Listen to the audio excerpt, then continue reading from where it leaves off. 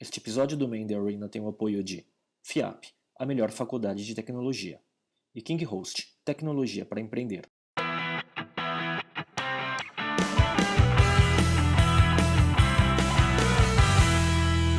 Olá, amigos. Esse é o Main The Arena, um videocast sobre empreendedorismo e cultura digital. Eu sou o Léo Cuba. Eu sou o Miguel Cavalcante. Hoje a gente tem a satisfação de ter com a gente aqui o Marcelo Tripoli, que é CEO da Sapiens Nitro Brasil.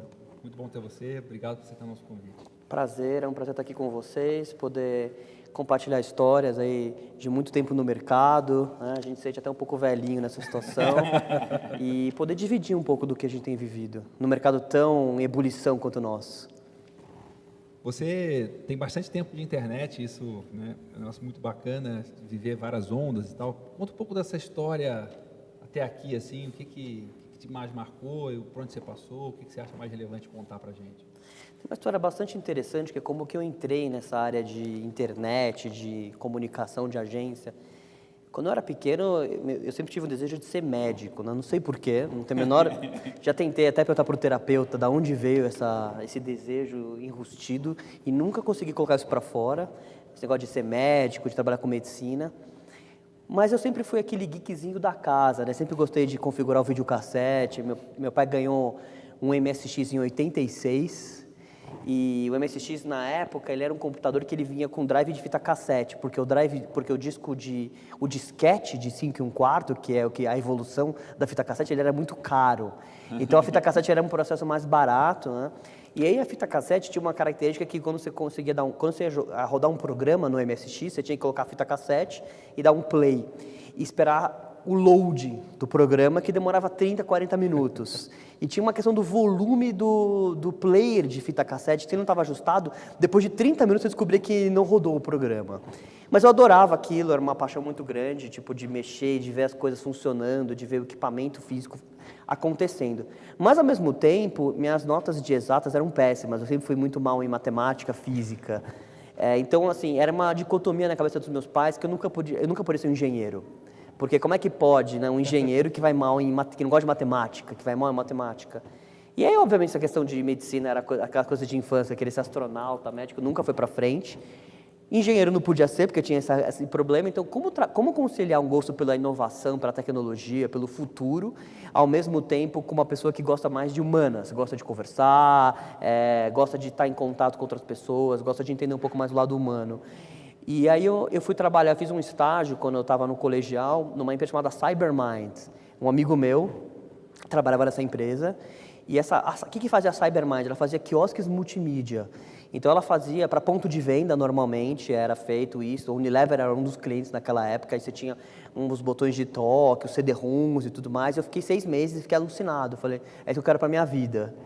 E aí, como todo jovem, ansioso, né, que quer tudo para ontem, acha que vai dominar o mundo com 2 passos, eu saí da Cybermind depois de 6 meses e montei a minha primeira empresa com 17 anos, que chamava MTM. Marcelo Tripoli Moraes, super original o nome, né, super criativo. O último M era o quê? Moraes. E eu nunca usei profissionalmente o nome Moraes, porque é um nome muito comum, né? Então, eu sempre usei Marcelo Tripoli. Então, é engraçado que meu e-mail é Marcelo Tripoli, mas... Sempre que eu vou num hotel, até hoje, quando foi feita uma reserva de hotel para mim, ia colocar no e-mail Marcelo Tripoli, só que meu documento vai com Marcelo Moraes, meus pacotes da Amazon nunca chegam no lugar. Porque, tipo, o e-mail não bate com o endereço que está no cadastro do hotel. Então, eu comecei essa empresa com 17 anos, movido por essa vontade de fazer alguma coisa que tivesse na intersecção da tecnologia com a comunicação. Aí, depois de muitos anos, né, você vê o Steve Jobs falando isso na biografia dele, né, que é o grande mérito da Apple, o grande mérito do trabalho do Steve Jobs era estar na congruência, né? Tudo faz sentido. Sim. Mas na época que eu comecei a empresa, com 17 anos, não tinha a menor ideia do que fazer.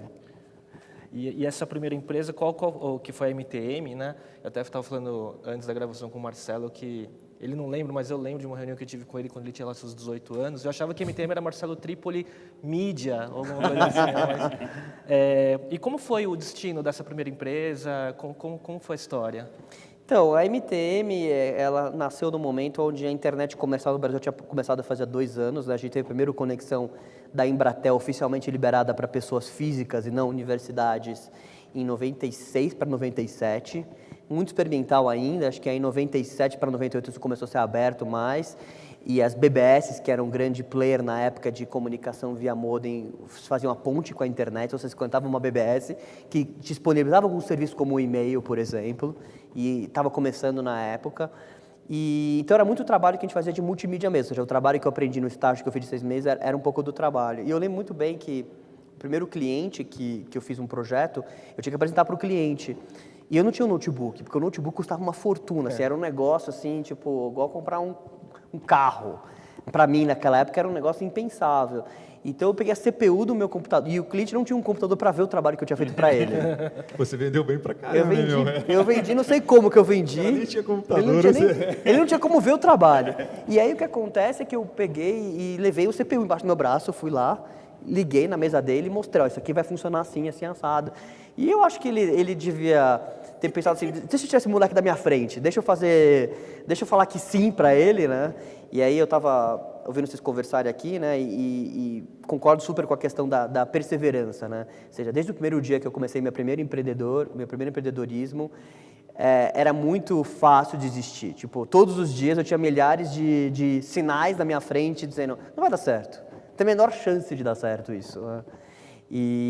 Então, desde esse, né? Como é que você vai mostrar um trabalho se você não tem um computador, se a pessoa não está interessada, né? Então, eu acho que a perseverança, de longe, é a característica mais importante de um empreendedor, independente da área que ele vai atuar, porque os desafios são muito grandes, principalmente no país que a gente vive, né? Acho que o país que a gente vive, infelizmente, é um país que... E ser empreendedor em qualquer lugar do mundo é um desafio, a gente nunca está preparado, mas especialmente no Brasil, esse desafio acho que ele é um pouco maior do que em outros mercados, pelas dificuldades que a gente tem no nosso país. Os problemas se potencializam à enésima potência, né? Questões tributárias, mão fazer de negócio obra, aqui, né? com certeza. Começar um negócio. Mas você está falando da perseverança. No meu escritório tem um quadro do Gap in Void lá, Hugh MacLeod.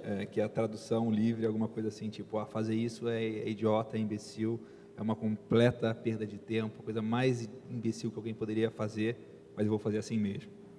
Porque eu acho assim, em muitos momentos tem esse... Quando eu estava na faculdade, né, e aí assim, eu entrei na faculdade e já tinha começado já tinha esse negócio da produtora.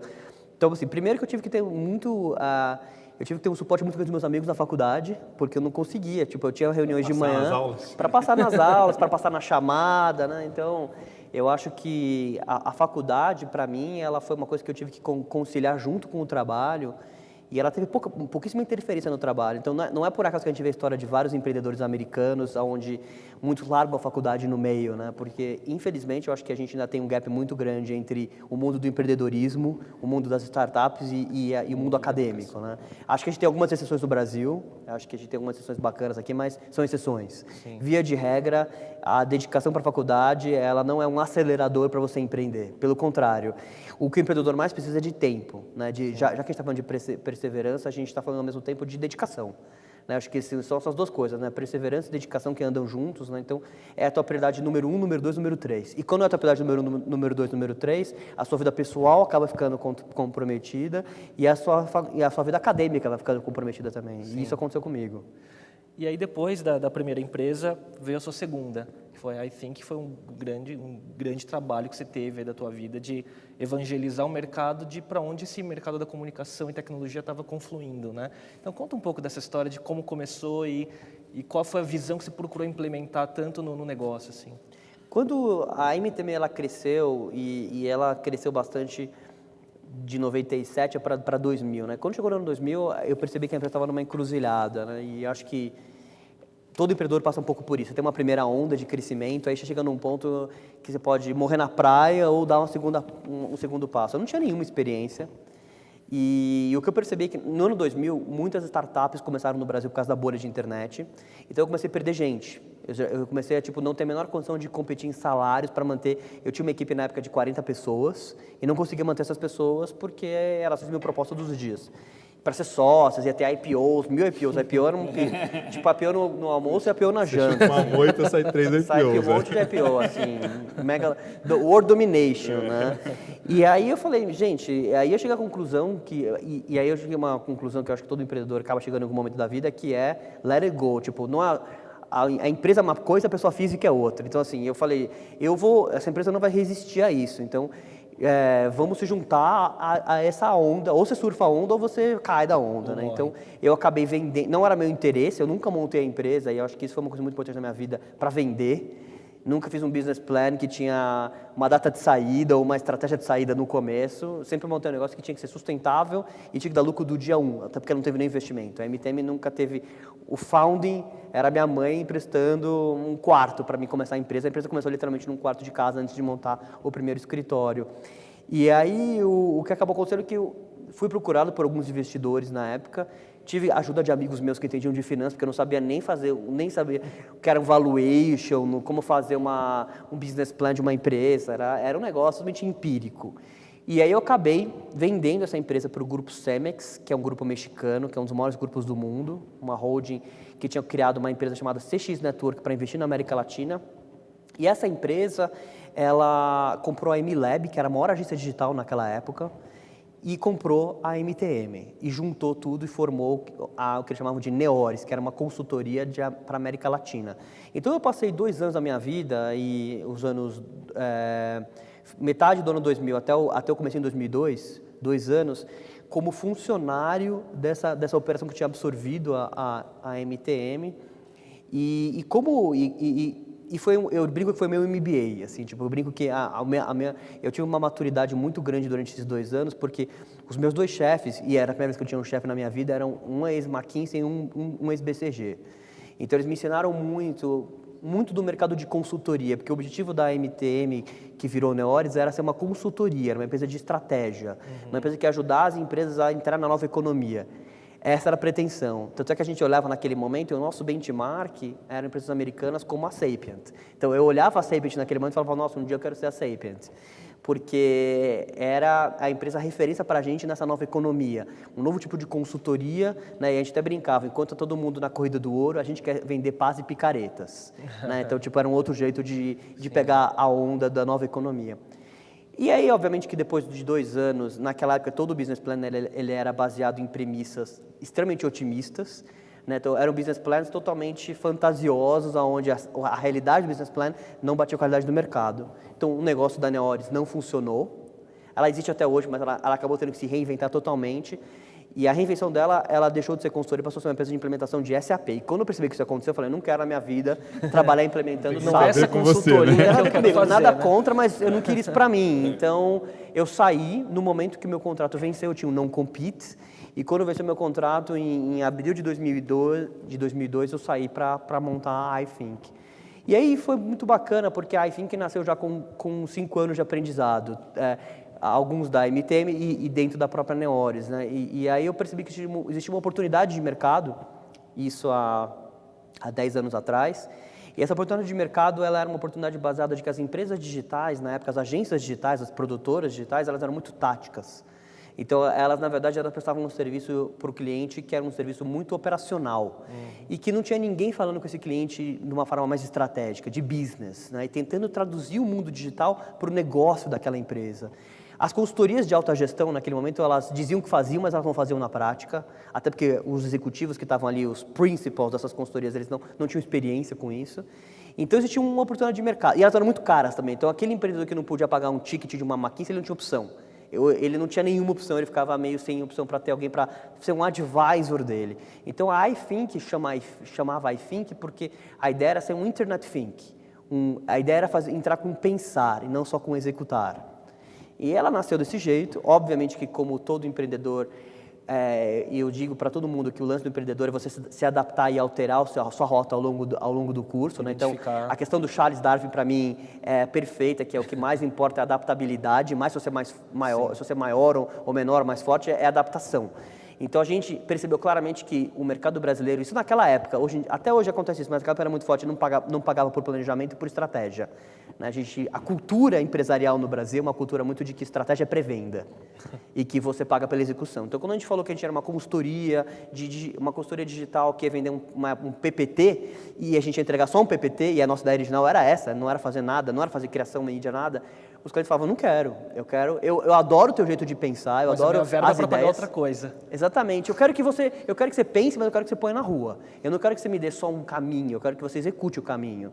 E isso, então, depois de um ano de fundar a iThink, a gente foi obrigado a mudar um pouco e foi obrigado a virar uma agência digital full service, mas sempre mantendo o diferencial dessa agência digital full service na área do planejamento. Né? Então, eu acho que isso que toda empresa tem que ter, que é, qual é o seu diferencial? Tudo bem, você pode fazer um monte de coisa que os outros fazem, mas alguma coisa você tem que fazer muito melhor que as outras, ou ser percebido pelo mercado como fazer muito melhor que as outras, para você conseguir se diferenciar no mercado muito competitivo como esse. É muito legal esse processo, e isso é muito difícil mesmo de você vender a estratégia, né? Tipo, acaba que eu já vi várias vezes você fala assim, não, eu vendo estratégia, mas eu cobro em outra coisa. Né? Eu cobro em mídia, né? Você cobra em algum outro formato, né? Alguma outra coisa. É difícil, porque é uma coisa intangível, na verdade. É uma coisa intangível e é uma coisa que a estratégia em si, se ela não for executada depois, ela não tem valor nenhum. Então, tem dois problemas na cabeça do cliente, né? Primeiro, que é intangível, estou pagando pelo quê? Né? E segundo, que tudo bem, se você fizer uma estratégia para mim e eu pôr isso não virar ação na prática, ela não tem valor nenhum. Por outro lado, ela deveria ser muito valorizada pelo cliente, porque é aí que você, na verdade, consegue ter um salto de inovação, de produtividade, de resultado, de vendas. Porque a execução sem a estratégia, na verdade, ela pode ser mais do mesmo, né? E o que a gente vê no nosso mercado é impressionante, mesmo depois de muitos anos do mercado. O mercado digital tem 15 anos no Brasil, já viveu muita história, apesar de ser um mercado novo, já tem um legado, né? Você vê ainda muito pedido, muito briefing que chega na agência, que chega na minha agência hoje, fazer um aplicativo, fazer um viral. A gente fala, como assim? Então, assim, a gente ainda está no mercado que precisa amadurecer muito, no sentido de saber até o que pedir. Tem caso o cara fala assim, eu fiz um viral, né? Aí você olha um vídeo, tipo, mas qual que é a viralidade desse vídeo? É zero, ninguém... O cara assiste, ele não passa para ninguém, né? Então, agora, até fiquei curioso desse processo de 10 anos, assim, o que você lembra com mais carinho, mais satisfação desses 10 anos, tipo, de alguma coisa que vocês fizeram, assim, tipo, a gente entregou tal coisa que a gente achou muito bacana, assim, tipo, o que Olha, lembra? o que eu acho que é uma coisa que para a gente foi um marco muito importante na empresa, foi a gente ter conseguido mudar a cultura dos nossos clientes, que é uma coisa muito difícil, né? Até um pouco pretensioso para uma empresa nacional, pequena, trabalhar, por exemplo, com uma empresa como a Johnson & Johnson, uma multinacional, com 100 anos de história, gigantesca, uma empresa gigante no Brasil, e você conseguir contribuir com o processo de mudança, de cultura interna dessa empresa, para ela mudar o jeito que ela pensa a comunicação, realmente, É um feito. Isso é o que eu mais me orgulho do trabalho que a gente fez. Mais do que um projeto específico, foi a gente ter trazido para a gente uma responsabilidade de aculturamento do mercado. Foi a gente ter descoberto que o mercado, que a gente não ia crescer se a gente não conseguisse mudar o mercado. Então, a gente na verdade, percebeu que a gente precisava criar o mercado. E então a gente puxou desde o começo, e eu particularmente sempre dediquei um tempo muito grande nesse trabalho de evangelização do mercado. Escrevendo artigos, dando palestra, viajei muito fazendo isso, fazendo um trabalho realmente de mostrar um pouco o caminho das pedras e não ser um guru, porque eu acho esse negócio de guru muito complicado, né? A gente não sabe nem o que vai acontecer amanhã, né? Tipo, eu casei 3 dias depois do 11 de setembro. Então, assim, você nunca sabe o que vai acontecer. Tipo, o mundo é muito instável, né? A sociedade líquida que a gente fala, que a gente vive hoje.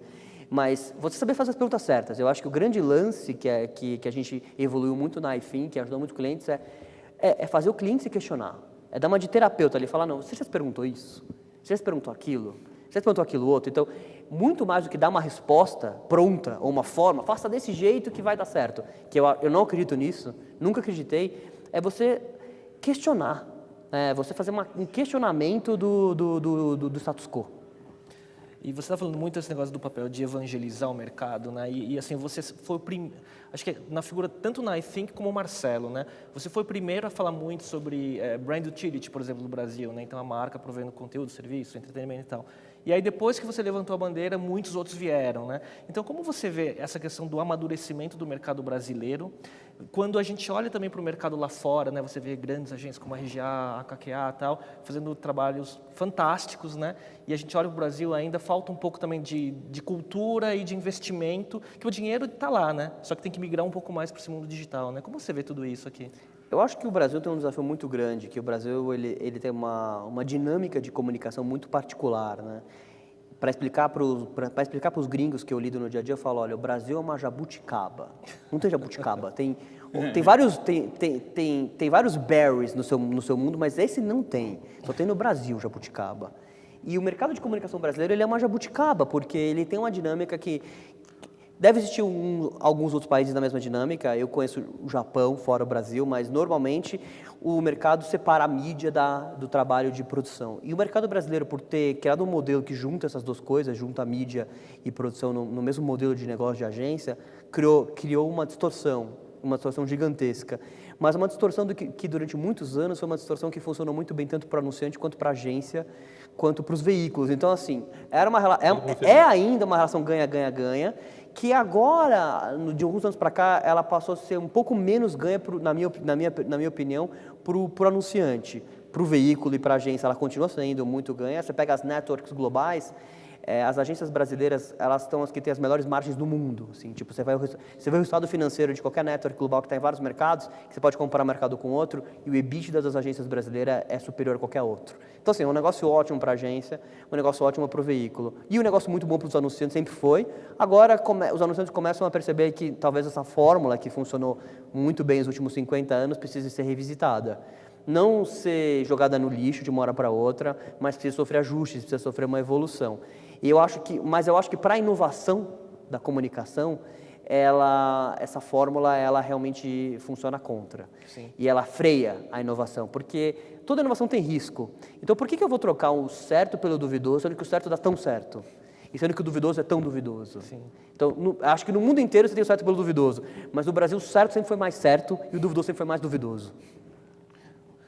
Legal, isso.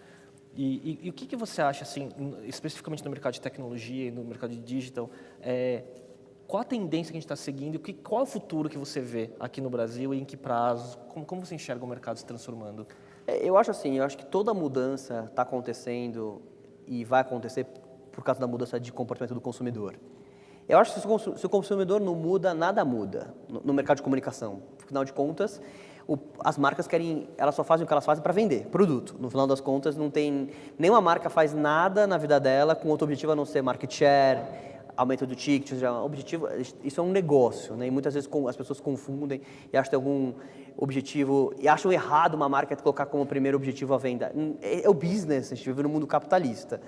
Então, eu acho que conforme os hábitos do consumidor têm se intensificado na mudança, eu acho que tem obrigado as marcas, e aí as marcas acabam arrastando toda a indústria. Então, o ecossistema de comunicação, a pressão, na minha visão, começa no consumidor, o consumidor transfere isso para o anunciante transfere isso para os seus fornecedores.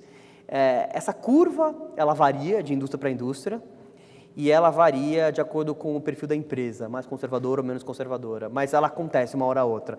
É engraçado que a gente consegue olhar hoje a dinâmica do mercado e eu brinco que a gente tem uma bola de cristal no Brasil, porque você olha alguns mercados mais maduros, como o mercado americano, e você olha o que está acontecendo lá e você vê que daqui a um tempo chega no Brasil. Você não sabe precisar o tempo, o Delta T ninguém sabe, mas é muito fácil de ver que a tendência do mobile vai chegar aqui como chegou lá fora, a tendência do social chegou aqui como chegou lá fora antes. Então, assim, você tem sempre essas ondas que começam e depois vêm para cá, né?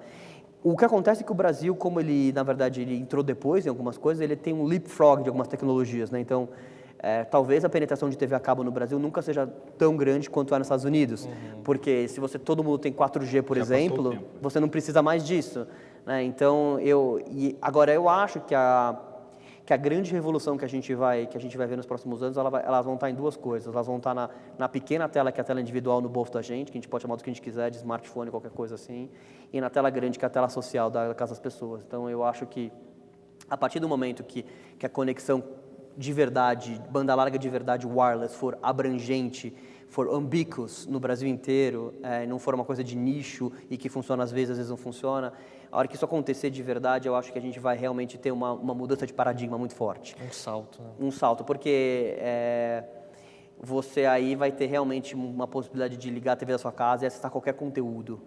Então, o monopólio de frequência, o monopólio de emissoras, o monopólio que a gente tem não vai mais fazer sentido e a concorrência ela vai ser uma concorrência muito mais fragmentada. Eu acho que, de certa forma, a gente deve viver isso num nicho pequeno, né? Quando você tem uma uma Smart TV, um Apple TV, que você vê o conteúdo sob demanda, como você quer, mas isso vai massificar, né? Isso que vai acontecer, né? Eu acho que o brasileiro tem uma característica que ele aceita muito rápido a tecnologia. Então, acho que essa é a vantagem que a gente tem comparado com outros povos. Apesar de aqui ser muito caro, eu acho que o que previne o brasileiro de aceitar mais é o custo da tecnologia. Tanto custo para você comprar um smartphone, quanto custo para você assinar uma banda larga. É muito caro para a renda média do brasileiro. Se isso cair, e é impressionante, é uma demanda reprimida. Quando cai o custo, aumenta a penetração de uma forma exponencial. Né? Então, não é à toa que o Google está investindo aí uma fortuna para conectar uma gente na internet, porque o Google tem uma conta. Cada X pessoas conectadas na internet, quantos dólares a mais pode significar de potencial receita? Quanto share of wallet eles podem captar? Então, é simples assim. Então, eu acho que é uma questão só de timing. Quanto tempo vai demorar para isso acontecer? Vai acontecer.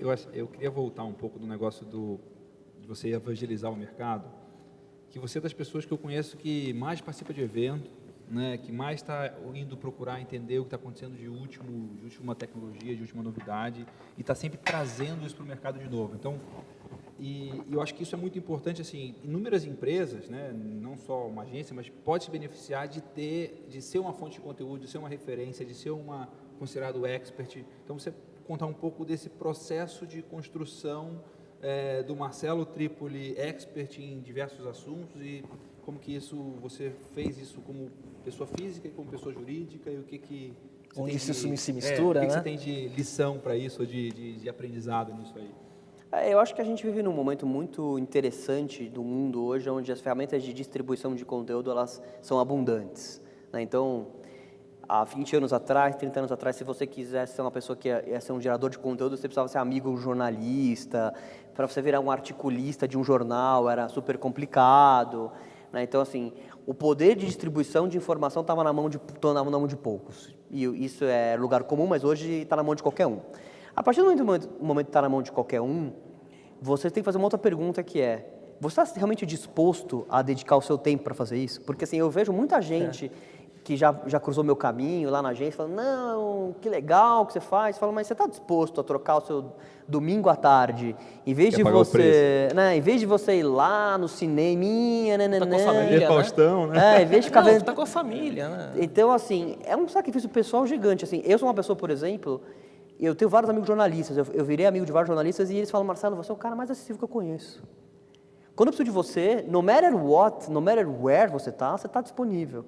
Então, assim, se isso é uma prioridade na sua vida, é igual dieta, entendeu? Você tem que estar disposto a fazer sacrifícios pessoais em prol de alguma coisa.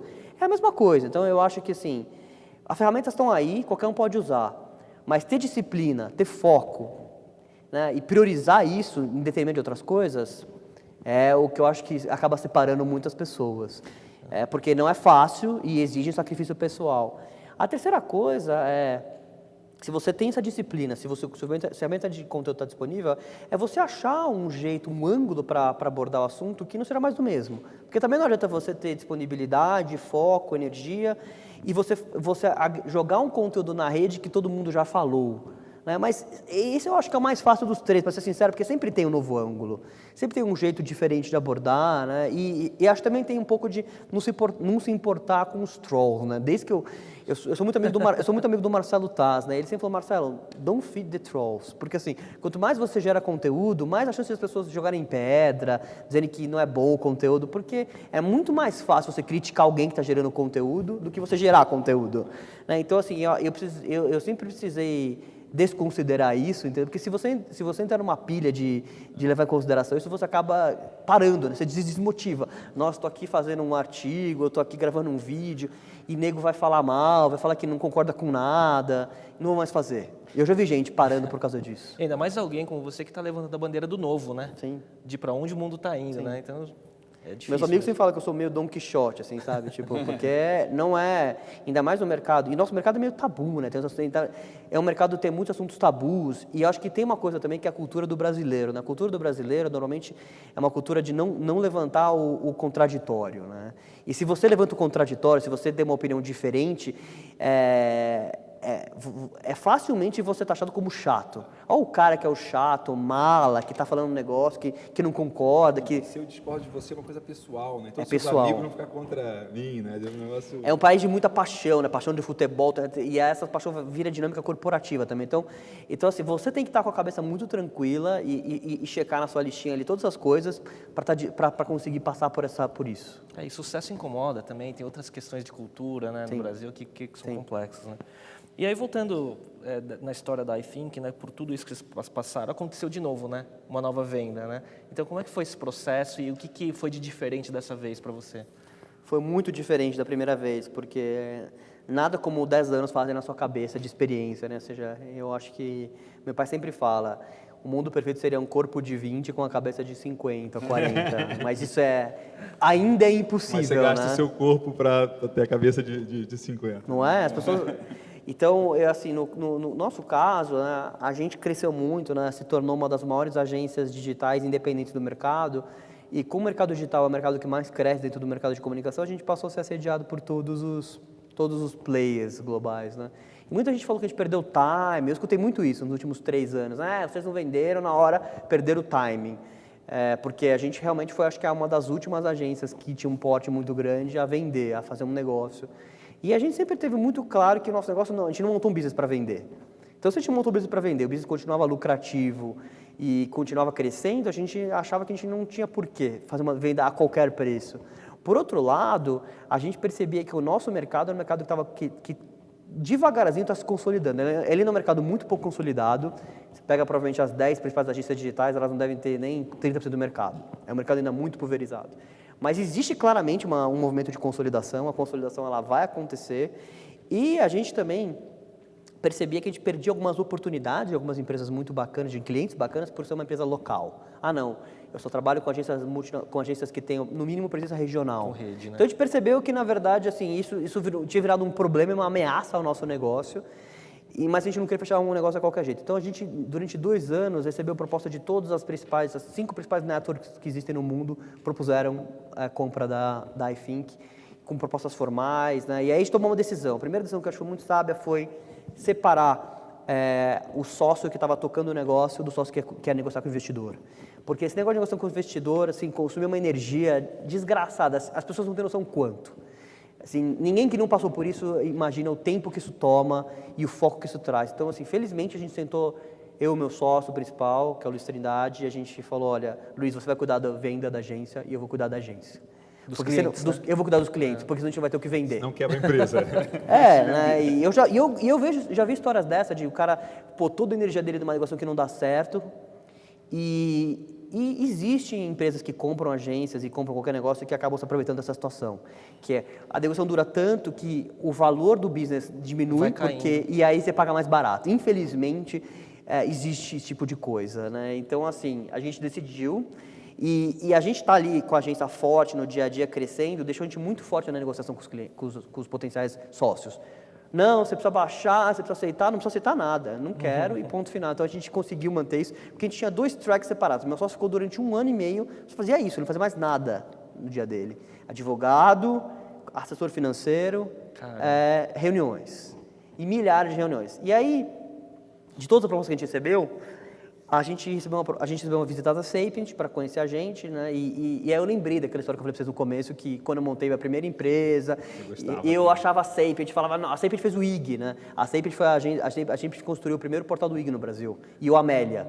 Os 2 principais projetos da Sapient na época da bolha foram esses 2. E eu via, e uma vez eu estava com uma pessoa que tinha feito o projeto que tinha trabalhado no Amélia junto com a Sapient, eu vi o blueprint de como que a Sapient desenhava a arquitetura de informação, e era um book de 100 páginas, eu falava, nossa, que animal, um dia eu quero trabalhar com os caras tão foda, que eu admiro. Eu acho muito legal você ter um sócio que você admira, que você fala, nossa, eu admiro esse cara. Sim. Não fiz um negócio financeiro só. E aí eu falei, nossa, seria realmente muito bacana se a gente conseguir fazer um negócio. E eu falei isso pra eles, primeira reunião, eles, cara, assim, 6 americanos ali, eu falei, olha, eu admiro o negócio de vocês, eu admiro o negócio de vocês, contei essa história toda, a gente vai ficar todos felizes, né? E aí o nosso namoro... o nosso namoro demorou 13 meses. Da primeira reunião que eles foram lá na agência, que a gente apresentou, até o dia 16 de janeiro de 2013, onde a gente assinou o contrato e fez o announcement para o mercado, demoraram 13 meses. muito sangue frio, muito, tipo, em vários momentos nesses 3 meses que a gente falou, meu, não vai fechar. Não vai fechar, desencana. Realmente dá uma novela, assim, a narrativa, né, tem reviravoltas, tem a jornada do herói completa ali, né, o momento de inflexão, onde você fala, meu, ferrou tudo, mocinhos e bandidos, entendeu? Mas a gente, desde o começo, a gente percebeu que a nossa cultura, a cultura da iFink, os valores que a gente acredita eram muito parecidos com os valores deles. O que fez a gente decidir pela Sapient, que não foi, de longe, a melhor proposta financeira que a gente recebeu, foi o fit. Foi a admiração mútua, os dois lados, eles deixaram claro que admiravam o outro.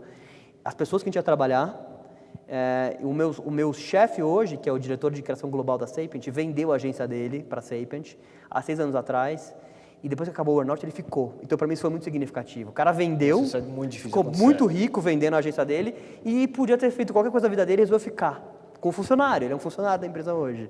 Então, isso para mim, falou, Isso é tem raro. alguma coisa aqui. É, Foi esse o principal motivo nosso. muito legal. E tem alguma coisa assim essa coisa de você ter 2 sócios, um trabalhando no negócio, outro trabalhando na venda, acho que já ouvi em alguns casos, acho que é uma lição muito Toda boa startup, né? Quando tinha os founders de startups de tecnologia, então você vê que é muito similar, né? O caminho, né? De negociação, né? Separa tudo, né? Mas tem mais alguma coisa que você gostaria de dar de aprendizado, talvez até da primeira venda, de que deu errado, de coisas que é comum você ver de erro em outros casos de negociação, o que tem de... Porque isso é uma coisa assim... É universal, né? É universal. Sim. E... Tipo, a pior coisa que tem é você vender errado, né? Tipo, Sim.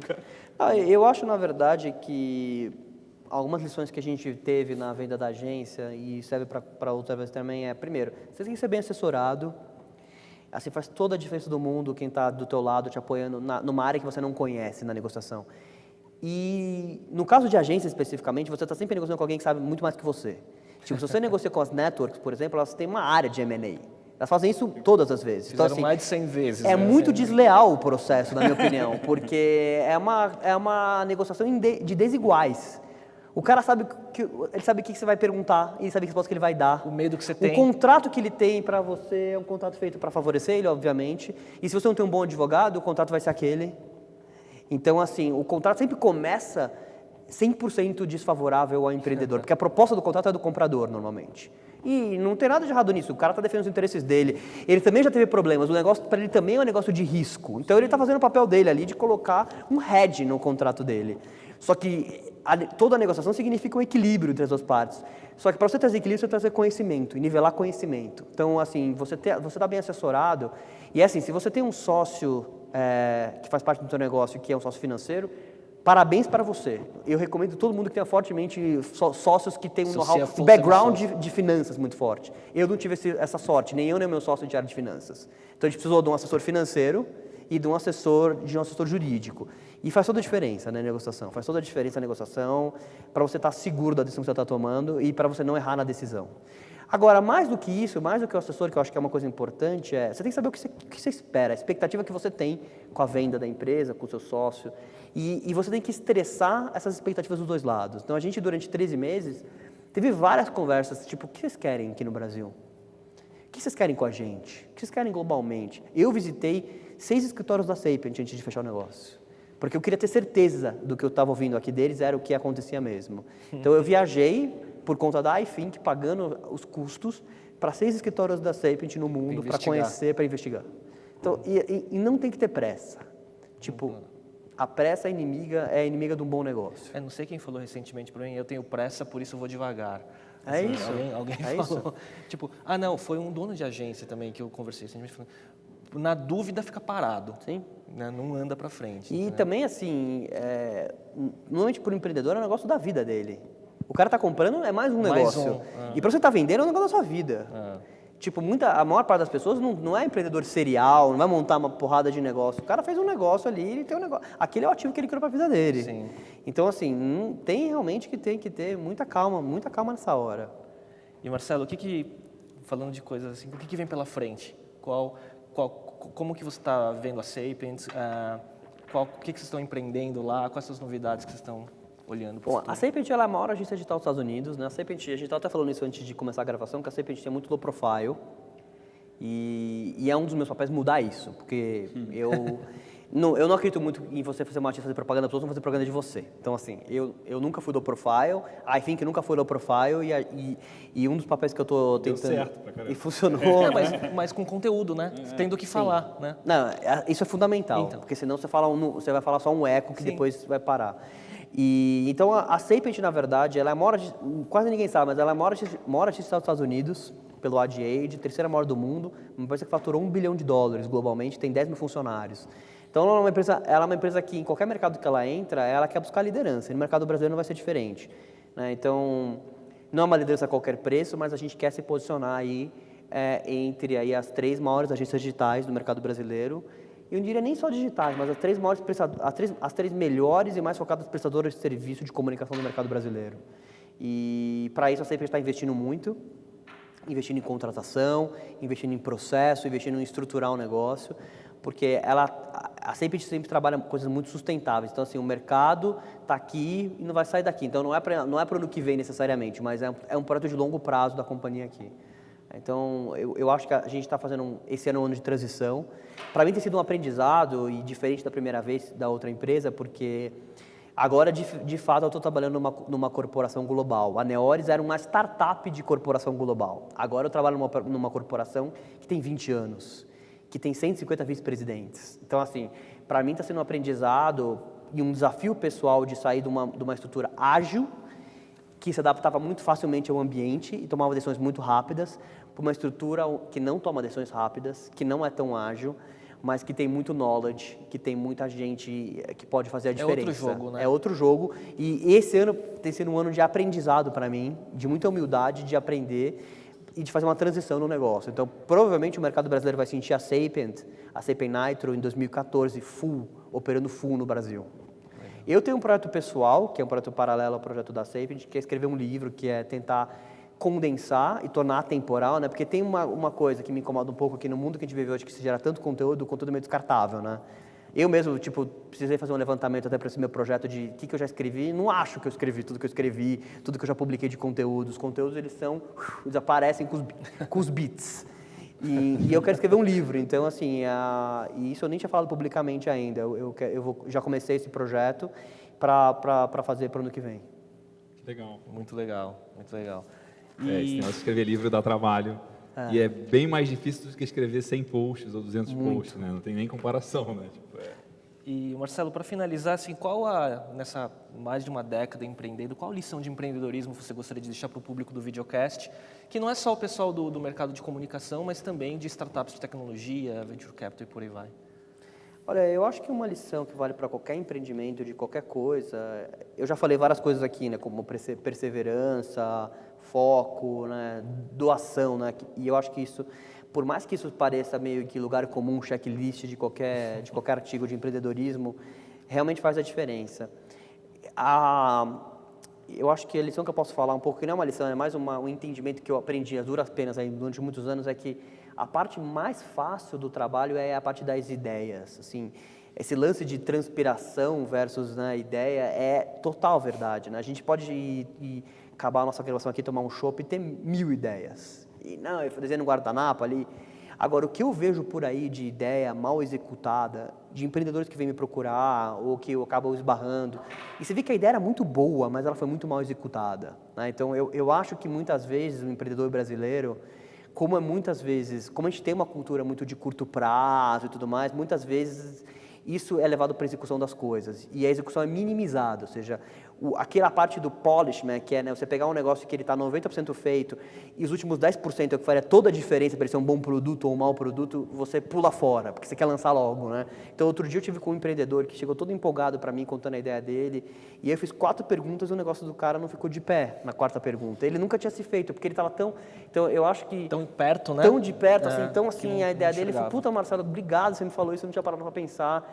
E eu falei, mas você tem que executar isso, executar aquilo. E aí eu acho que junto com essa história de você focar na execução, tem uma questão de você eliminar as coisas da sua frente, que são distrações, né? Tipo, Uma história de empreendedor que eu gosto muito é o pessoal de uma startup americana, que nem é uma startup agora, chamada 37 Signals, que é uma empresa que criou Basecamp, criou vários produtos Campfire, vários produtos lá fora.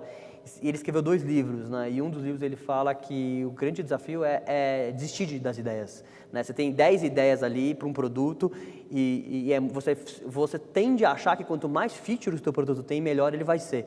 Mais chance dele ser bem-sucedido. E muitas vezes é o contrário. Quanto mais features você põe, menor vai ser a dedicação que você vai ter para cada feature e a experiência vai ser pior daquele produto. Então, você focar e você reduzir o teu escopo de atuação, em vez de ter um escopo assim, mas ser o melhor naquilo, né? Principalmente, todo empreendedor, ele começa num nicho. Por mais que o projeto do empreendedor seja ter um negócio altamente escalável para as massas, ele não começa assim. Então, se ele começa por um nicho, você tem que fazer muito bem uma coisa. Se você quer fazer bem muitas coisas, você nunca vai conseguir. Vai se diluir demais, né? Você vai se diluir demais e você vai ser mais um. E aí você não vai se diferenciar. Engraçado que você está falando do pessoal da 37 Signals, porque... só que na área de produto, eles têm uma filosofia muito parecida com a sua, né? Porque eles fazem muito bem feito o negócio deles e os fundadores são muito evangelizadores de mercado para falar de simplicidade. Sim. Escrevendo livros e falando, palestrando, né? Jason Fried e David Hanson. Né? Então, eu acho que essa história é uma história muito bacana, porque... Eu acho que muitas vezes, na ânsia de fazer, o empreendedor ele não se preocupa tanto com a execução, ele minimiza a execução e, ao mesmo tempo, ele tende a achar que por mais features ou por mais recursos ali, vai fazer o produto ficar melhor e muitas vezes é o contrário. Legal. Bom. É muito bom. Puxa vida. É isso aí, Marcelo. Obrigado pela sua presença. Acho que tem muita história aqui que acho que não foi contada em nenhum outro programa ou nenhuma outra entrevista sua. E agradecer. Pessoal, a gente volta... Muito obrigado e a gente vai te chamar de novo para você vir contar quando você lançar o livro. Vai ser no Claro. final do ano que vem. Vai ser no final do ano que vem. Eu agradeço o convite de vocês. Eu parabenizo vocês pela iniciativa de um conteúdo voltado para essa área, porque eu acho que tem... Eu queria muito, quando eu comecei a empreender, ter um videocast como esse para poder assistir e tudo mais. Então, eu realmente acho que esse tipo de conteúdo é extremamente relevante para o nosso mercado. Parabéns. Obrigado, Marcelo. Obrigado. A gente volta no próximo episódio. Tchau, pessoal.